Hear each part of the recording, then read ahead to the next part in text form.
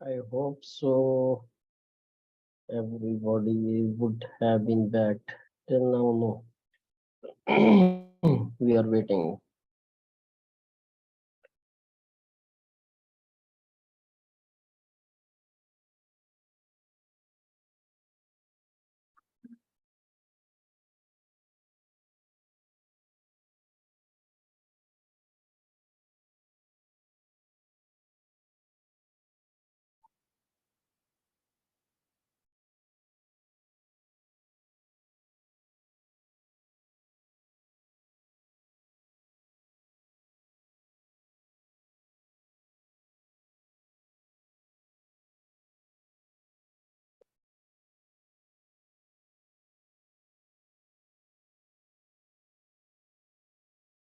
Well, guys, I think we should start now because we already mentioned that we'll be back at 8:30. We have waited 3 minutes for all the participants to join. Now we will start. Let me give you access so that you can unmute yourself. Yes, okay. Now you can do Excuse me, that. sir. Yes, Shanwaz. Sorry, Shanwaz, Sir, I'm can you, no problem. Sir, can you start from the previous slide once again over to here. revise? Just a quick review. Yes, sir. Just a quick review. Usually we used to get the review at the end of the module, but no problem. We will be having the review now. Yes, Fazan. No problem. Just sorry for the interruption. Just No problem. still we have not received the lectures of yesterday. Yes, it was not my mistake, but it was my mistake. In a way, I was busy. I could not give proper time to do this. So, of course, I am the one who has to do it. So it is my mistake, but I was busy. I'm sorry about that. I will be uploading those. Okay, correct. No issue. Thank you. Okay, guys, now let us have a review, quick review about our slides. We were discussing about the radiation. In the radiation, we had discussed two type of radiation. One of them is ionizing, one of them is non-ionizing. What are ionizing? Ionizing are those which ionizes, which converts the cells or the atoms into ions, into positive or negative ions once it passes through the body or it passes through some object or metal, for example. So this is a phenomena of ionizing. If the radiation, is giving you the phenomena of ionization. Once it passes through your body, we call it ionizing radiation. If there is no phenomena when the radiation passes or touches your body, we call it non-ionizing radiation. Non-ionizing radiation do not cause ionization in the material that absorb it. For example, visible light ionizing, for example, X-rays. Examples of the ionizing and non-ionizing radiation. First, we were discussing the ionizing radiation.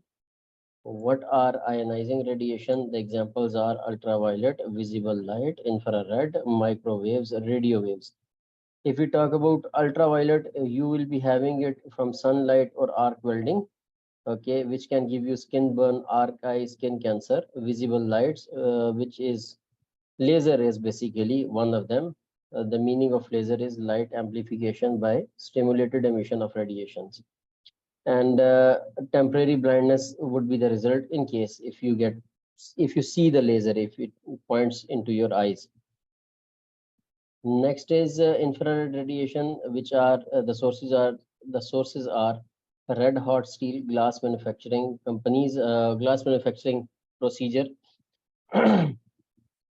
redness and skin burns, retinal burns, cataracts. Regarding this, if you see the eyes of the welder, you would be having one line, or maybe one line is over there, red line, just like blood is there in the form of a line over there. This is what we call arc eye. In the same way, we are having the circle, which we call them cataracts. Microwaves, food preparation, telecommunication, internal heating, which can damage your internal organs of the body, and then radio waves, radio, TV, radar, which will be giving you internal heating organ damage. There was one group exercise, we had it, and then how do we protect ourselves from from non-ionizing radiation? For ultraviolet, for visible, infrared, microwaves, or radio waves, whatever the waves are, we will be going for time, distance, and shielding. Okay, depending upon the scenario, we will be covering ourselves, okay, using some kind of cloths or some kind of material which would not be letting the rays directly touch our body. We will be using sunglasses, I mean the PPE can be used, and we will be going for less exposure. For example, nowadays we are having the hot days, we will not be going outside without covering our body properly. And this is the way we are going to control ourselves uh, from getting injured or getting some kind of health damage from non-ionizing radiation. In case, yes, Fizan. Just I want to ask one question, sir. That is when we are doing a normal welding. Okay. So which rays comes out from that? What do you think? Over here or over here? Read it. The first one. Ultraviolet. Yeah, Thank you. ultraviolet, usually ultraviolet. Okay. Any other question, Fazan? No, sir. Okay. So over here we move to our next topic was ionizing radiation. The examples are alpha particles, beta particles, X-rays, gamma rays, neutrons. Okay, where you can find them, like alpha, you will be finding them in smoke detectors, science lab, beta, science labs, and thickness gauges. X-rays, everyone knows that medical radiography and baggage security scanners, gamma rays, industrial radiography for NDT, non-destructive testing of metal and welds. Neutrons, you will be having it in the nuclear power station, where we are having the generation of electricity, or different other energy generations would be there. Now, with ionizing radiation, we are having acute health effect or and chronic health effect as well. Acute, which are immediately appearing or immediately start appearing inside your body. Chronic, time to time, with the passage of time, or maybe after some years. Okay, and acute are radiation sickness and diarrhea, hair loss, anemia, in which you lose your red blood cells. One is the immune system reduction, in which you lose your white blood cells. I mean, in any way, you lose your body cells. Then chronic health effects, cancer, genetic mutation, and birth defect. Regarding that, I already explained you that what happened in Japan. And the example was given to you. So what are the controls? Time, distance, and shielding, as we discussed. Minimize the time exposure, maintain the distance, and then put some kind of shields so that you should not be having rays coming to you. And for that purpose, in the industry, we are having the interface permits specifically designed for to solve the NDTs or to solve these issues. Specially hired people like radiation safety officers, RSOs, are here, which are basically performing or under their surveillance or supervision. We are performing the NDTs. And the dose limit exposure for general public is 1 millisievert per year. General public like us, for workers who are working over there and they are doing their job, 20 millisievert per year. This is the unit of uh, radiation absorption. And if you are having the meter, radiation gauge or radiation meter, it would be appearing over there. Now we are going to discuss about the radon gas. Radon gas, which is basically a naturally occurring radioactive gas. It emits alpha particle radiation, which are ionizing. Which alpha particles are have basically ionizing radiation. Alpha particle which ionizes your body. What are the health effects you get? Outside the body, you don't have any kind of particular hazard. But inside the body, if you inhale this radon gas, it increases the risk of lung cancer because it ionizes your blood or your cells. So what will be happening? Of course, cells will start getting damaged, and damaged cells will be considered as cancer. Radon gas, where naturally occurring levels are high. Outside, we are having low concern. Inside, poorly ventilated workplaces, for example, basements, can be a significant risk. You don't have the radon gas occurring naturally in the environment, but in some scenario, wherever we are going to have, usually I have heard about it. I don't have any kind of proper uh, authentication about this, saying that in case if you are going to have earthquake, then you are going to have this gas would be appearing in that environment where we are going to have the earthquake. I don't know, is it true or not true, but somehow it can be used as a prediction of earthquake. This is what I know. Control of risk above the action level. You undertake a survey, appoint a radiation protection supervisor. You can introduce engineering controls, positive pressure air fans, so that once you apply the positive pressure air fans, it will be pushing the air and it will take the gases, bad gases, toxic, flammable, or radiation, uh, radioactive particles, gases. It would be pushing the air outside, and we would be having the clean air inside the confined spaces. For example, radon sumps and extraction system must be used. In case if we are having any chance of having this kind of gas, we can use the radon detectors so that we can detect it and we can identify, we can take necessary precaution. Basic protection strategies that apply in all cases, whatever the case is. First of all, eliminate exposure so far as is reasonably practicable. In case if it is practicable, you can eliminate or you should be eliminating the exposure. Next is reduce exposure to the lowest level reasonably practicable. In case if it is not possible to eliminate it completely, then we can reduce the exposure. Next is do not exceed the relevant radiation dose limit that would be defined by the RSO. You don't have to get yourself exposed, or you don't have to get uh, more, don't have to get absorbed more radiation than the defined limit values. Risk should be assessed by a competent person, RSO. Training and information should be given. Health surveillance should be done for all the people or all the workers who are working over there in the radiation area. Now, in case if we are going for the monitoring and health surveillance, what is their role?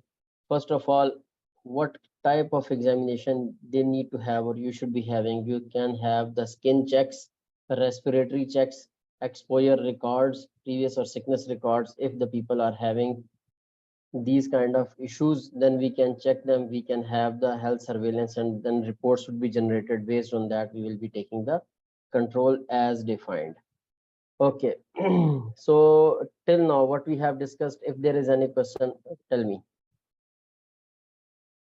If no, then we'll be proceeding further. Yes, Mr. Vijay. Yeah, but Mr. Badru, can you move to previous 2 3 slides, please? One second, please. This one. Yeah, this is after that. Give me the slides, please. So next one. One second. Yeah, next one, please. Yes, sir. Next one. Got it. Okay. Fine. Thank you, sir. Thank you. No problem. There was something which was mentioned as positive pressure air fans. No one has asked me about positive pressure. What is the meaning of positive pressure? Sorry, Fizan, I muted you. I'm sorry. Yes, By what is the putting the meaning? exhaust.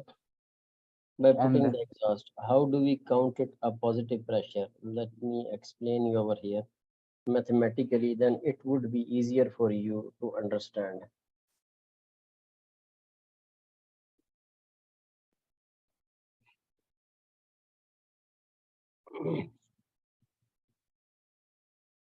Sorry, over here. Yes.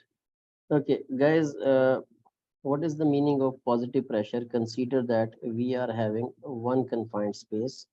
Okay, a confined space in which from one side you are going to put some kind of blower. Okay, and it is going to push the air inside, and from the other side the air will be getting exhausted, air will be getting out. Okay, this is the inside and this is the outside. For some, in some scenario the same air will be going and it will be getting outside. Okay.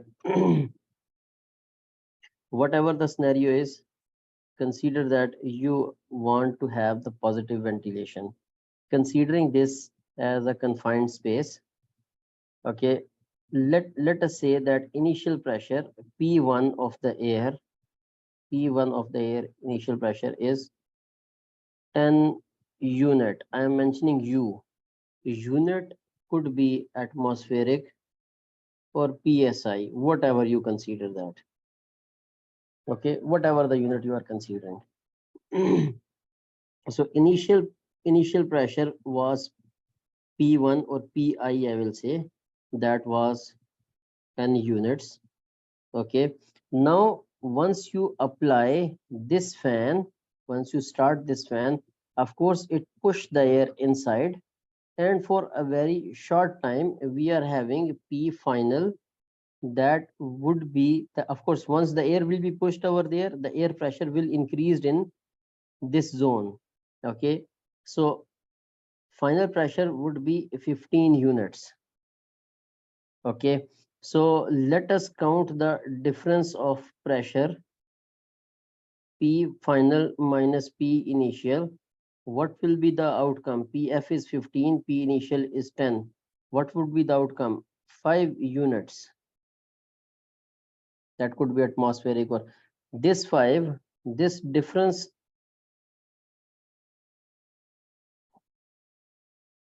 is basically positive in units. So this is what we call positive pressure. So whenever we push the air inside, we call it a positive pressure. Now consider that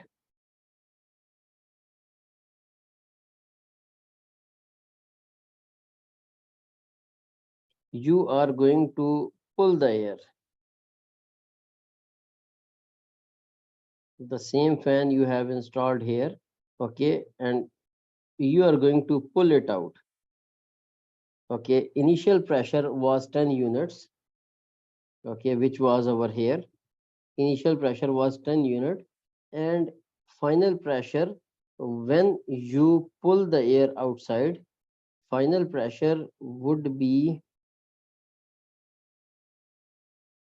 let's say once it pull the air outside, the air will be moved over there, and we will be having, for a moment we will be having less pressure of air inside this area, and let's say final pressure is 5 units.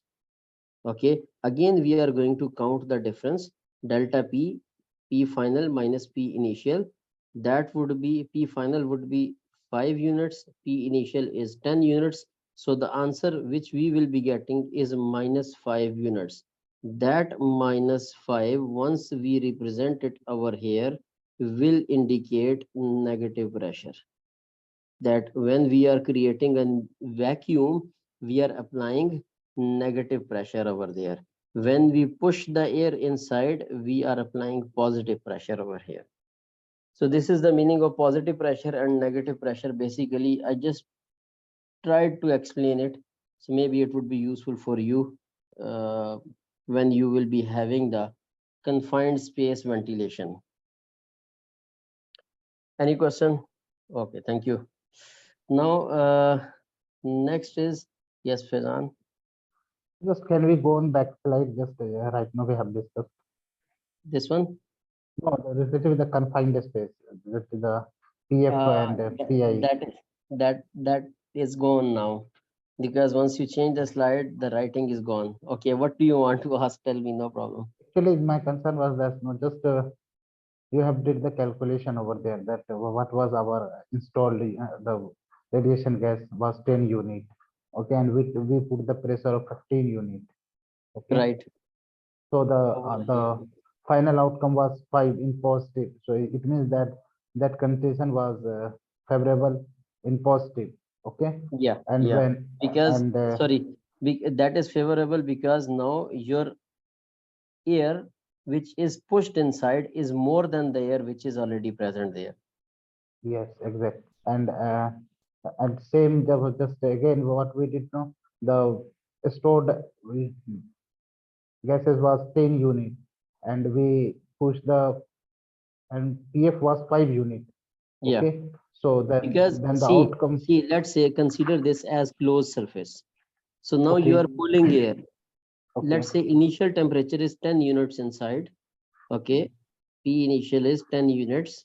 Okay, once you pull the air outside, of course, we will be having less air remaining inside, right? yes, sir.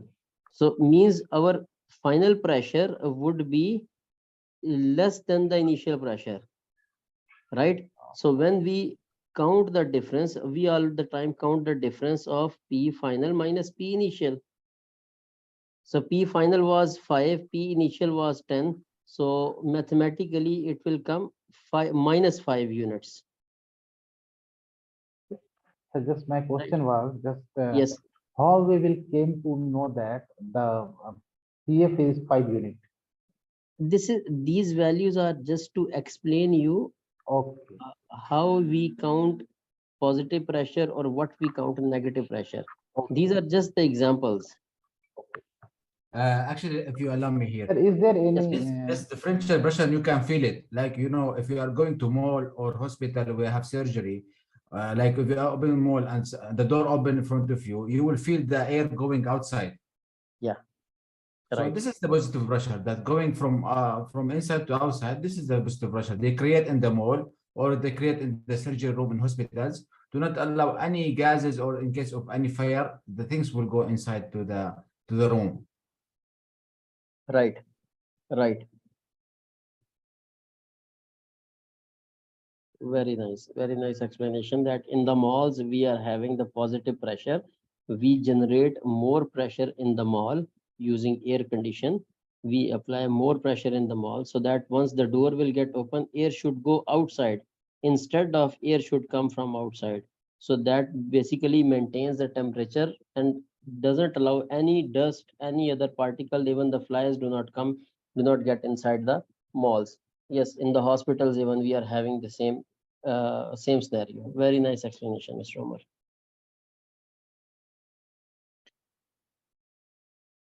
Okay. Now, any other question, guys? no, sir? Okay, great. Now we are going to go for our mental ill health. that what is mental ill health. By the way, what is mental ill health? Do you have mental ill health? Anyone? But This yes. mental ill health, we can say that person is depressed. Come again, please. Means the person is feeling depression. Very nice. The person is feeling depression, anxiety, or stressed. What are these? We will discuss all these one by one. Guys, over here, there are some statistics. Okay, we are going to discuss these statistics. Remember, these statistics are those which are or which were reported. So many of the statistics are not reported. Okay, as per my knowledge, based on my experience, I think 90% of these statistics are not reported. Everybody who is working on the job site works under some kind of stress, anxiety, or he stays in some kind of depression. Right or wrong? Right, sir. Yeah. So, guys, we will be discussing it and we'll see what are the health effects we are having. See, 440 cases, 440,000 cases of work-related stress, depression or anxiety in 2017 or 2018 were reported, which is prevalence rate of 1800 per 100,000. If we are having 100,000 hours worked on the job site, out of this 1,800 hours are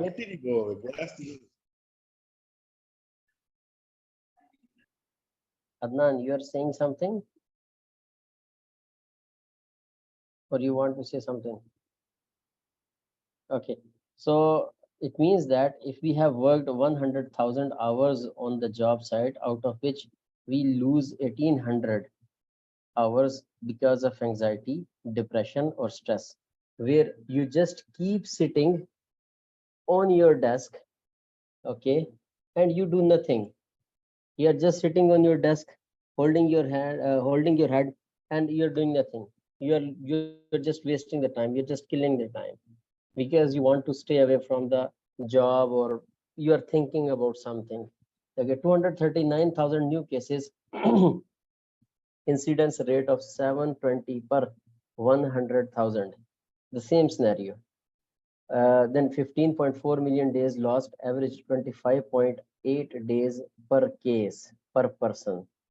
Do you think you are in 1 year, you are not working for 25 days, either you are present on the job site? Most of the time, if we count the time that you spent in anxiety, depression, or stress, perhaps you would have spent more hours.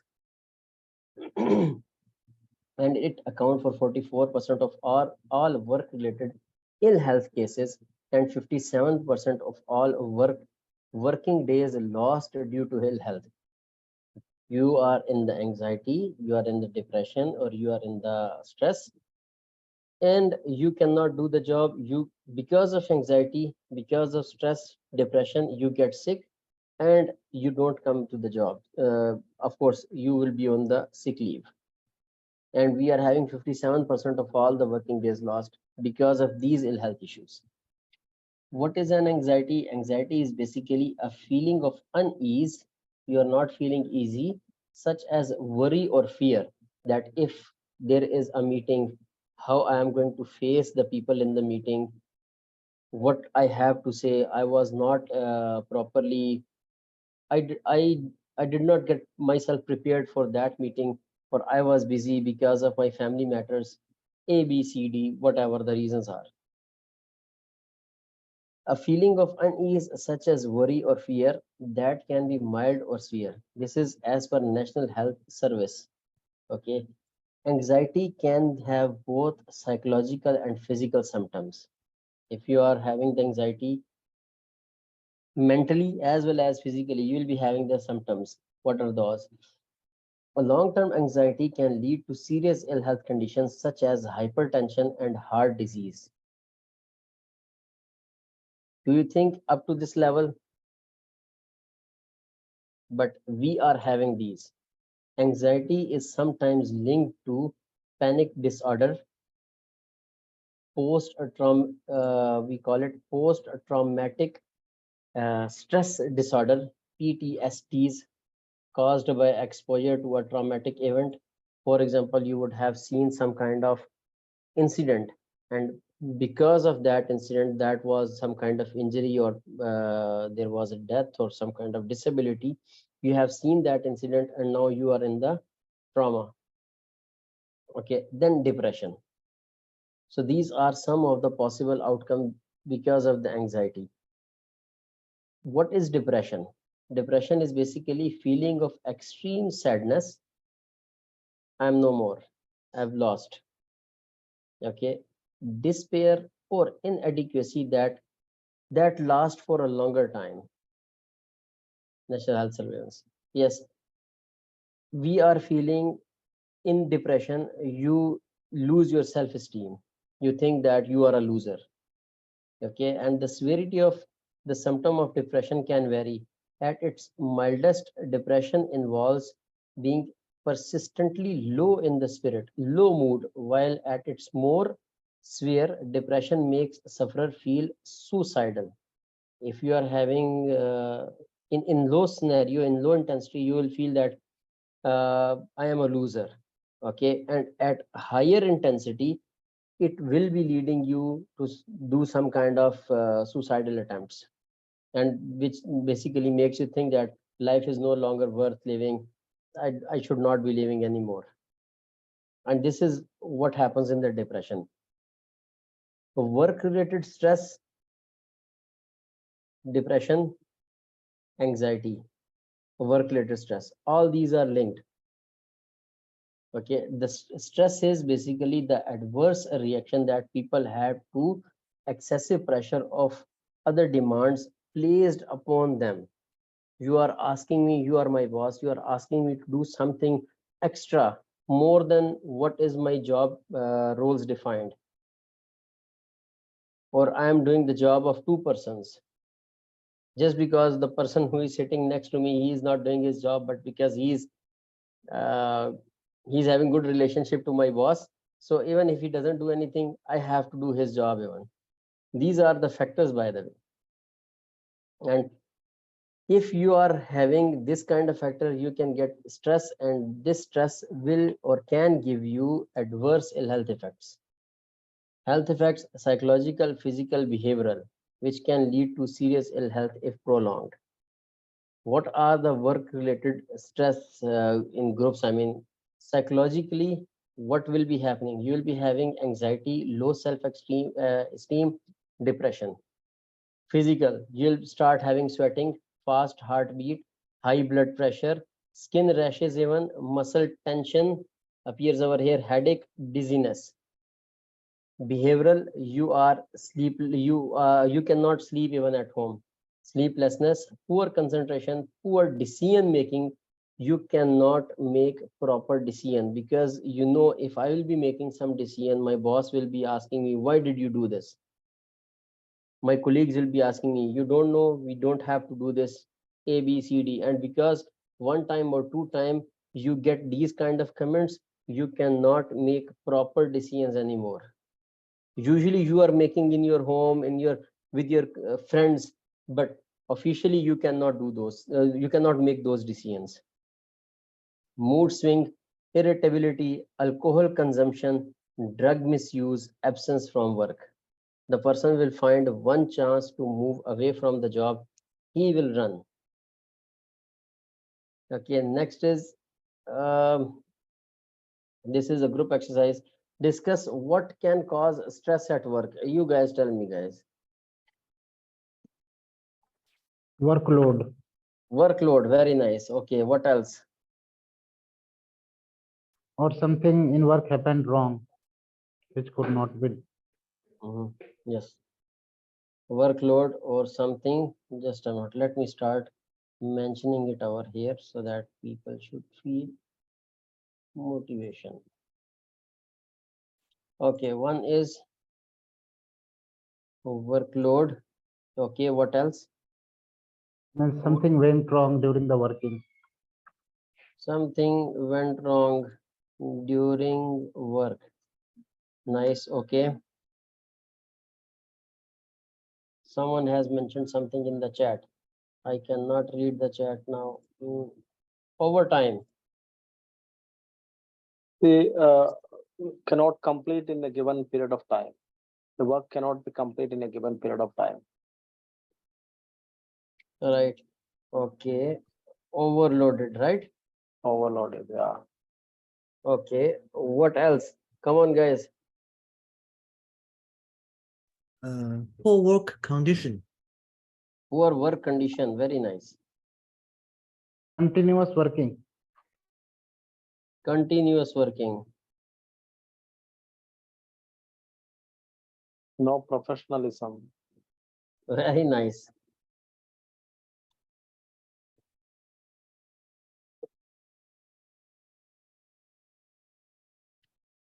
Proper planning. Improper planning. Very nice. If not sleep, more time. Yeah. Lack of sleep.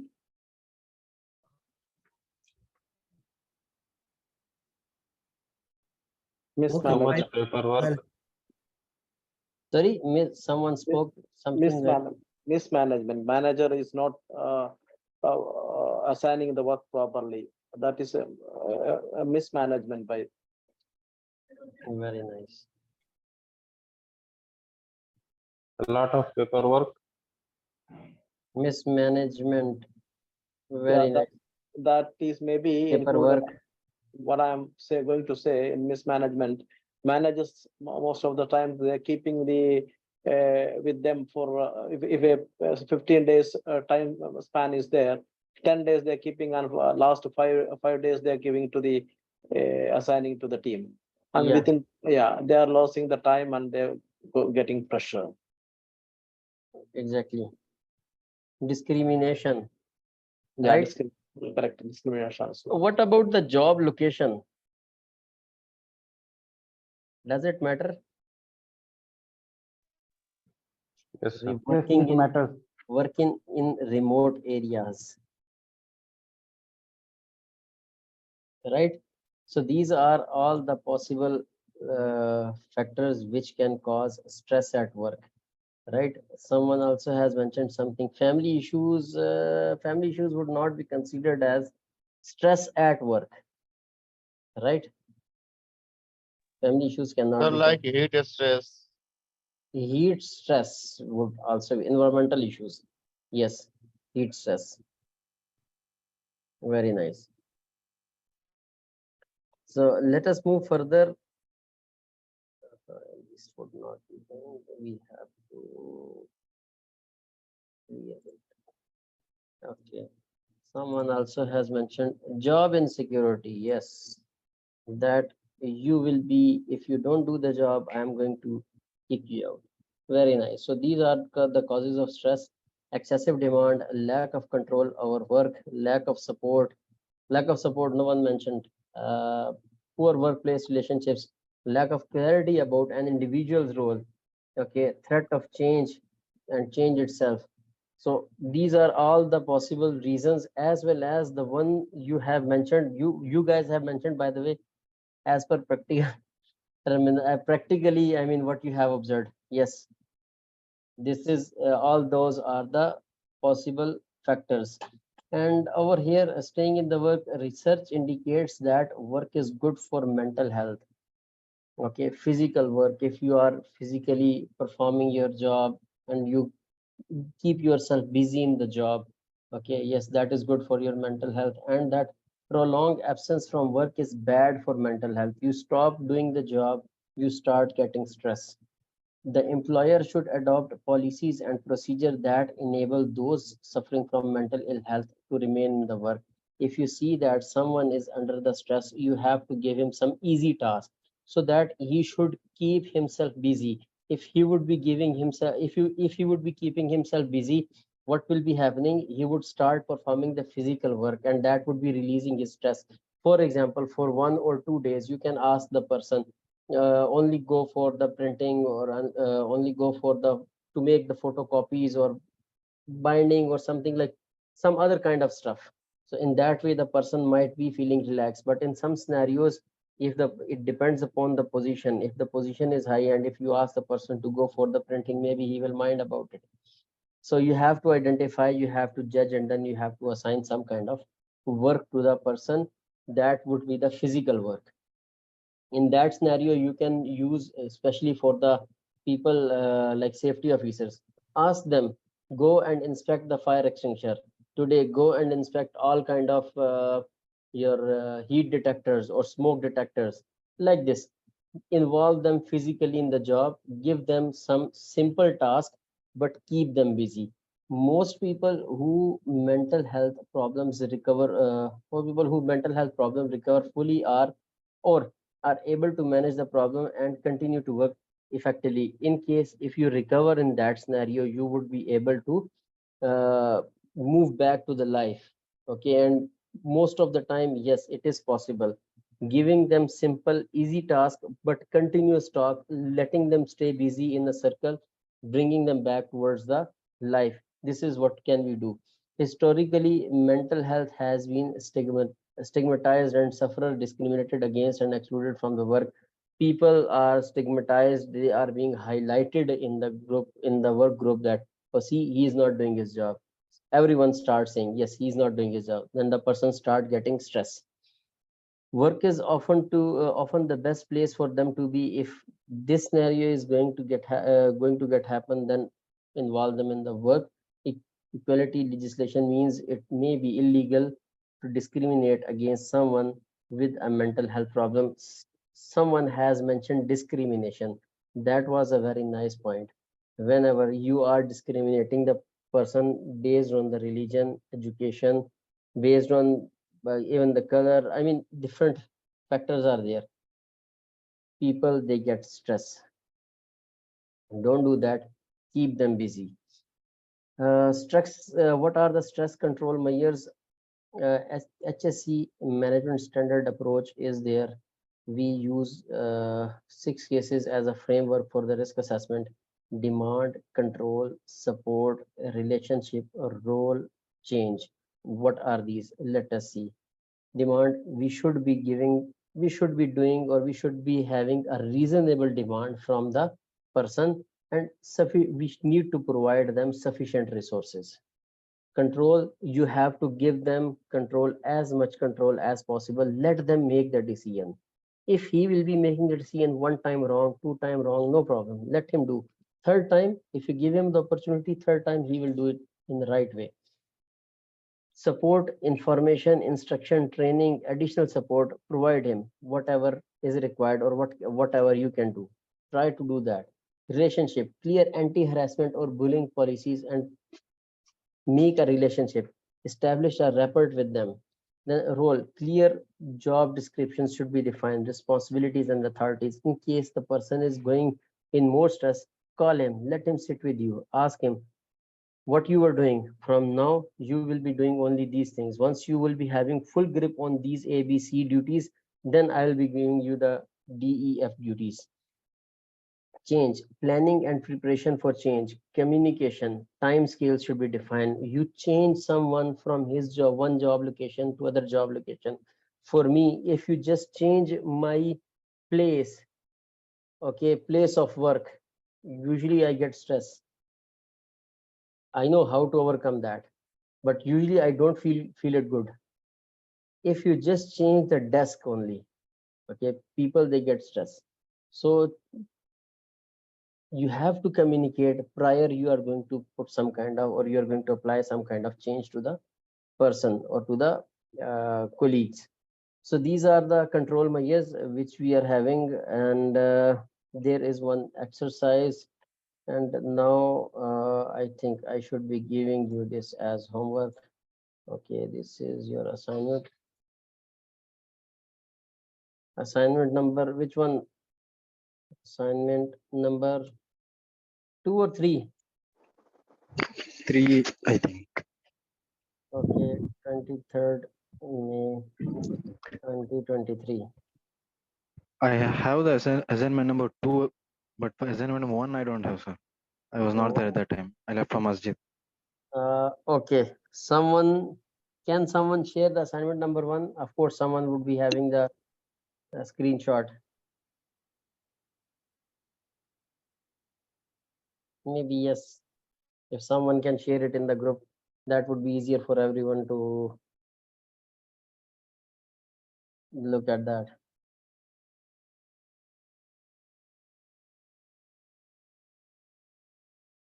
Okay.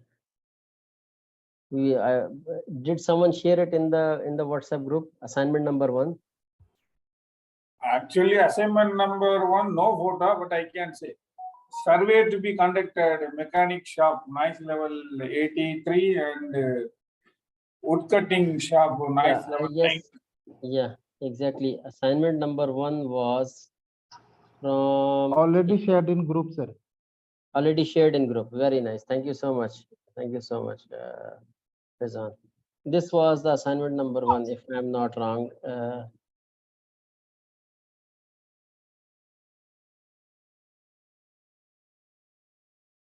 Yeah, this one.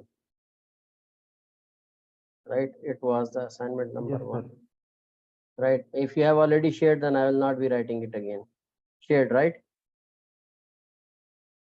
Let me write it once again. Is there in the group, sir? Already there. Okay, fine. Yeah, is there. Okay, great. Thank you so much, Vedant. Now we are moving for assignment number 3 is done. Let us move to our next topic, that is work related violence. Guys, are you with me? Shall we proceed? Sir, it depends on you. It Yes, depends sir. on me. If it depends upon me, then I can finish the chapter. Yeah, the last chapter, right? How much more is remaining? Yeah, only few slides. I think we had more theory today. I hope. So that is what I am asking you guys, that We'll shall we finish it. We'll proceed? finish. We'll We'll finish it. finish. Okay, fine. Work related violence. What is work related violence?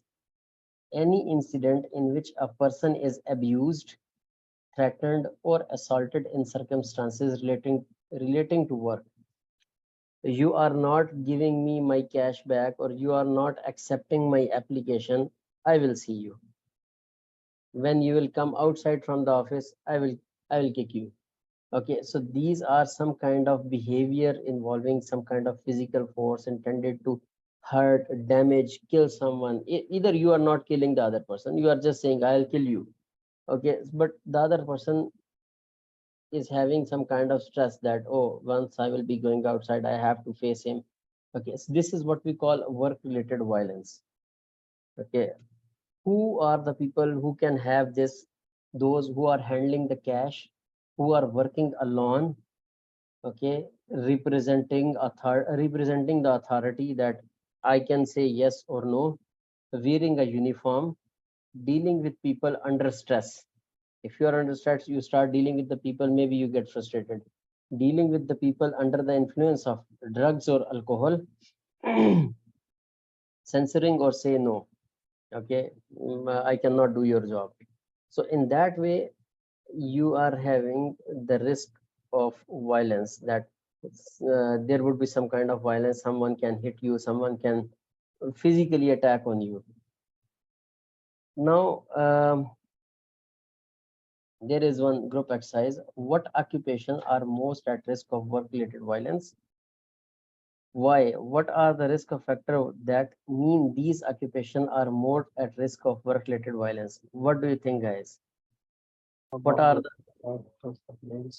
again, we will go for the annotation so that everyone should be having the participation in that. Okay, come on. What occupations are most at risk of work-related violence? Police officer also. Police officers. In some scenarios, yes. Social workers. Sorry, social workers, yes.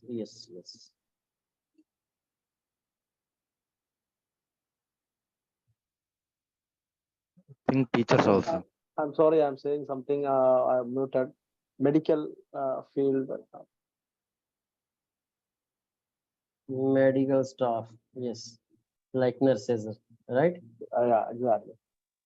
Usually not with the doctors, but with the nurses, Yes. right? Violence with worker and staff. What staff? This is what we are Yeah. listing out.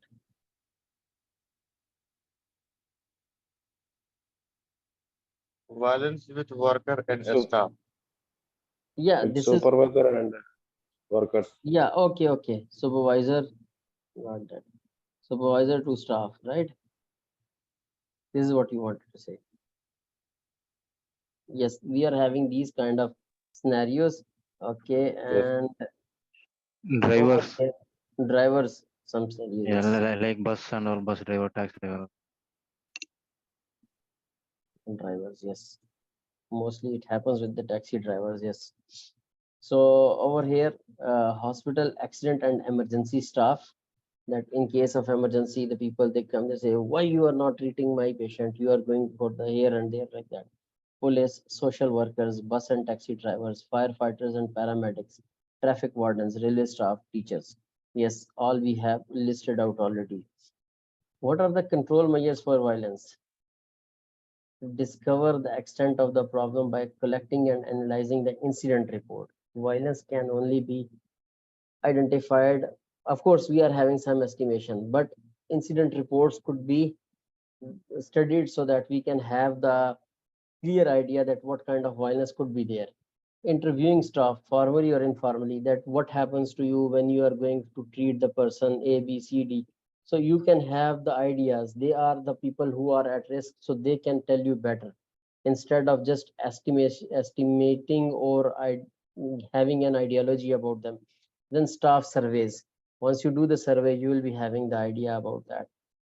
At a central office, if you are at a central office, what you have to do, what kind of control measures you can do, for example, in the banks, the zero tolerance and prosecution policies could be there, security staff could be there, CCTVs, security doors, minimize queues and waiting times. Like you can give the paper to the some kind of token to the patient. Okay, so everyone will be having on his number, and once his number will come, he will move over there instead of fighting with each other. Display waiting times, training, screens should be there, panic alarms should be there, and we have to create a pleasant environment so that people should work without stress. In case if for all those who are conducting the home visits, okay, no work in high risk areas, incident records should be there, vetting the customer, giving them some kind of selection criteria or giving them some kind of numbers. We'll come to you at this time, we'll come to you at this time. Just like you ordered on something on noon or something online, you get a message that from this time to this time or in this day you will be receiving your order. Visit loggings, pre and post visit communication, like feedbacks. Training communication means, for example, GPS, no visit after dark, not carrying cash or valuables. You don't have to let them deal with the money. They all the time. We are living now in the age of uh, you can say technology or communication. You can pay online. You don't have to ask them. Pay on arrival, you can say. Okay, so not carrying cash or valuables, that would be good for all those who are conducting the home visits. So in this way, we can control the work related violence. It was very small topic and we had a discussion about it. In case if you guys are having any question, you can ask me. No, sir. Great. Sir, in the Sir, beginning, you said wearing a uniform is a type of violence in the first slide. wearing a uniform is a type of violence. The person who is Wearing wearing a uniform uniform, respect. the person who is wearing uniform, like police officers, they are at risk of violence. Uh-huh. Okay. Next is a substance abuse at work. over here there are some questions. When we talk about substance abuse at work, whatever the substance, the chemicals, you just consider the chemicals you are having, the chemicals on the workplace, and those could have been misused. There is a group exercise. What sort of substances might worker abuse that might have consequences at work? You are having alcohol, you are having some kind of solvents. Okay, what signs might you see that a person has a problem?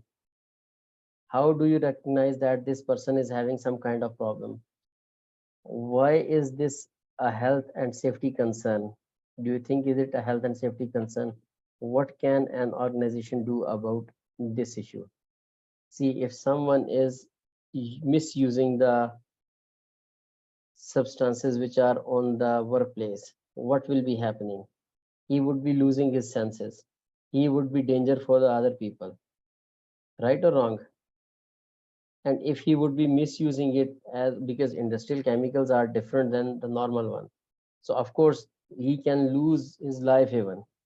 So yes, we are having the health and safety concern if some substances are going to be misused at the work. Okay, what are different types of substances which are abused or misused at the work? Like alcohol, that could be taken at lunchtime, at work, or still in the worker system from the night before he took it, like after the weekend. Legal drugs, some kind of prescription over the counter non-prescription drugs. You can have some kind of drugs, for example, if someone is having some kind of pain, or like usually for the toothache, if you take those drugs all the time, you feel sleepy. Okay, then illegal drugs which are controlled, such as heroin, cannabis, or cocaine, if someone would be having it, that is of course the misuse at the work site. Solvents, sniffing substance as such as glue, solvent cleaner, and paint spray cans, which we are having some components as alcohol. So these can be misused on the workplace. What are the general signs? The person will be coming late. You will be having increase in the absenteeism, poor work quality, reduced output, dishonesty of the job, theft potentially to fund a habit. Okay, irritability and mood swing immediately, deterioration in the working relationship. So these are the general signs if someone is using the, or if someone is abusing the substance. And then effects on the safety performance, of course you would be having sensory impairment. The person could not hold himself, he is not having control over himself. Skewed or twisted perception, he thinks that I am a superman. Impaired control on the object, on the thing, on the machines. Fatigue and drowsiness, of course, and you feel that I am tired throughout the time. Increased risk for driving, operating the machinery, and making decisions. If you are not in your if you are not in your senses, of course whatever the decisions you'll be making may go wrong. And then for that purpose, what can we have? We can have drug and alcohol policy, means no alcohol at work or during the working hours, not allowed. Legal law requirements are there. Drink drive laws, you cannot drink and you cannot drive. I mean, drink and drive is not possible. No non-statutory requirements set by the employer, like internal. Some laws are there which are internationally accepted or nationally given by the government. Some you can make by yourself as an employer. Access for workers to heal, rehabilitation, and treatment. Usually no employer gives in this way. You have to do it by yourself. But in some good employer, they are giving you some kind of treatment regarding that, like to getting you out from the stress. Disciplinary procedures could be there, that if someone will make misuse of the substance, you ask him that I am going to deduct your salary, some kind of verbal warning, written warning like this. information, instruction, and training of managers, supervisors, and workers who are working over there. So they should not be misusing the substance. And then random drugs and alcohol testing, legal and ethical implications would be there. So you can go for the random health surveillance for all of your uh, colleagues or workers. In that way, you will be having the clear idea, yes, if we are having substance abuse at work or not. So this was our today's session, in which our major part, let me move back.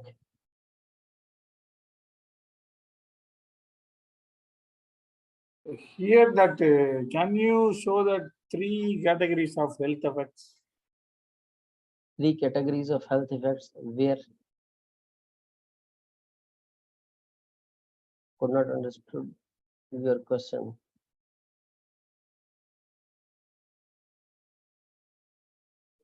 I could not understood your question, Mr. Ramesh.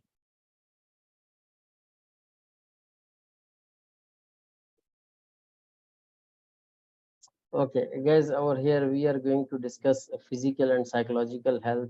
This was our, we are going to basically revise it.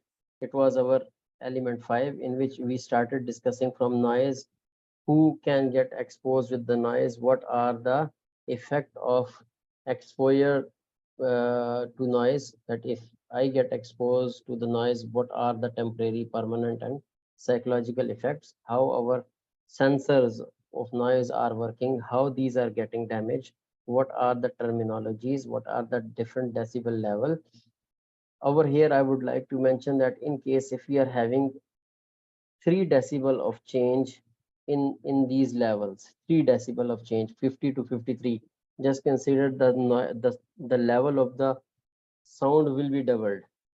Okay, in that way it would be easier for you to understand. Then we discussed about the noise exposure standard, in which we discussed about the daily personal exposure limit. Okay, where we discussed the lower exposure action value, upper exposure action value, and the final limit value, and what we have to do if we get exposed with the lower exposure action value, if we get exposed with the upper exposure action value, and what happened in case if we are having exposure limit value, what do we have to do. There was a group exercise which had been given to you as a home assignment. And then basic noise, over here, how noise is going to be transmitted to you from the structural pathway, direct and through some kind of reflection. Then how we are going to control the noise, and from the at the source, interrupting the pathway and protecting the employee. For that purpose, we use some kind of PPEs, ear defenders or ear plugs. Then we discussed about the advantages and disadvantages of ear defenders or muffs and ear plugs as well. After that, we learned that whichever type, what did we discuss over here? Yes, requirements for the hearing protection. Okay, like information, instruction, training, safe storage, cleaning, maintenance, replacement of the hearing protection, your PPEs. Then we moved to the attenuation, where we were thinking to reduce the noise level. And then we move to the health surveillance, that how we do the health surveillance, what is its role about the pre-existing and the new damage. Then there was one assignment that is given to you, and we moved to our next topic, that was vibration. In vibration, we discussed 2 kind of vibration. One is hand-arm vibration, and one is about the whole body vibration. And then we discussed about different magnitudes of the vibration. One question is there, it is in my mind, I will be clearing for you tomorrow, inshallah Abdullah. And then over here we move to daily exposure limit for hand-arm vibration and whole body vibration.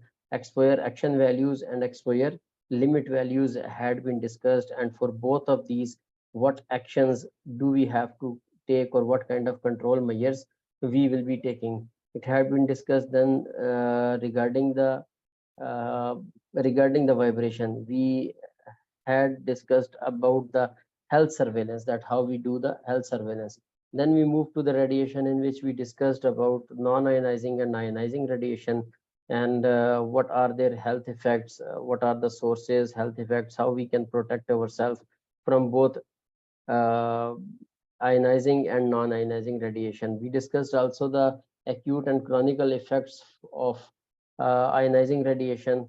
Time, distance, and shielding was the main control.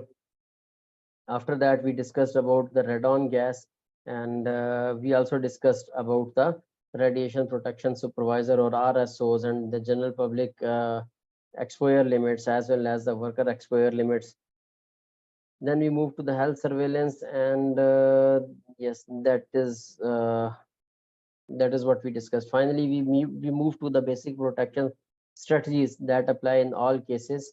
Okay, and the checks as in the health surveillance, like skin checks, respiratory checks, exposure checks, and sickness records.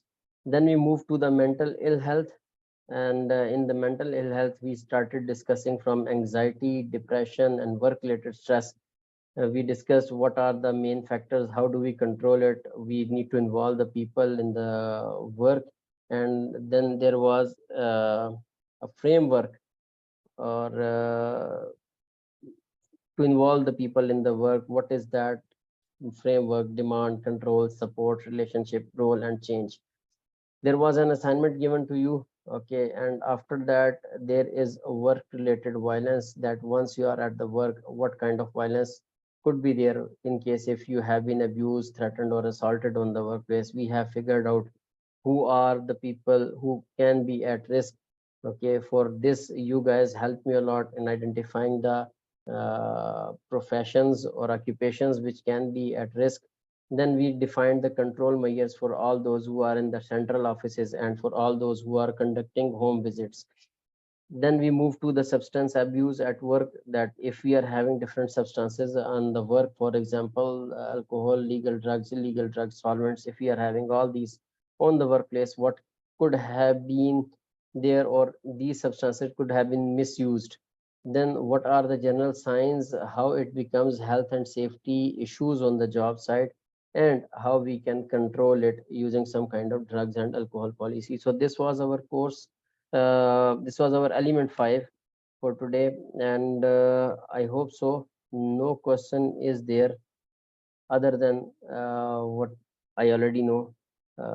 In case other than that, if you guys are having any question, please ask me. Otherwise, we'll be ending up now.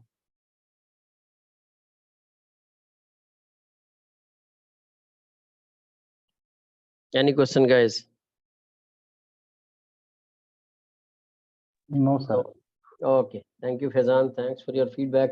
Then we will be ending up now, and tomorrow we'll be discussing our element 6, and most probably tomorrow someone from Nibosh would be signing in with us. Then I would be asking everyone to turn on your camera. Okay, usually since last 3 or 4 batches, they used to come on day 6 or day 7. I don't know, anytime they can come, and they used to come to monitor us basically. So maybe I would be asking you to turn on your camera and to speak up, to be the participant of the training. In that scenario, you have to show up yourself that yes, you are active participant of the training. Clear? Yes, sir. Sure, sir. Okay, great. So No issue. and great. So thank you so much, guys. And it was, of course, all the time. It was really nice to see you. And inshallah, see you tomorrow. Goodbye. Allah Hafiz. Assalamu alaikum warahmatullahi wabarakatuh. Wa alaikum assalam wa rahmatullahi wa barakatuh. Thank you, brother. Thank you very much.